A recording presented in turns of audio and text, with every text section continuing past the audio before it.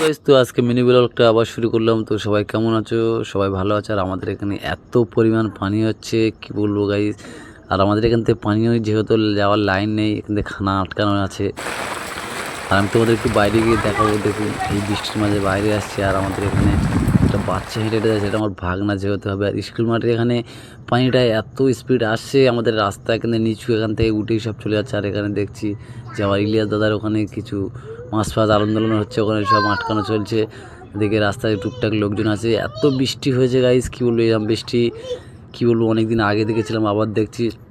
চলো গাইস দেখা হচ্ছে আমাদের বাড়ির দিকটা গিয়ে দেখছি আমাদের বাড়ি ওখানে কতটা বুড়ে গিয়েছে না গেছে সেটাও তোমাদের দেখাচ্ছি। সত্যি কথা গাইস কী বলবো, এত পরিমাণ বৃষ্টি হচ্ছে, ঘরে ওটা দায় হয়ে যাচ্ছে। মানে এমনিতেও কাদা হয়ে আছে, আর বৃষ্টির শুধু সোর্সটা দেখুন আর টানটা দেখুন আমাদের এখানে। চলো গাইস দেখা হচ্ছে সামনে আরও মিনি ব্লকে, আমরা সবাই সাথে থাকুন। বেস্ট মিনি ব্লকে আবার দেখা হবে, আবার একটা মিনি ব্লক আমাদের জন্য পরে আমি নিয়ে আসবো। তো গাইস চলো দেখতে থাকুন।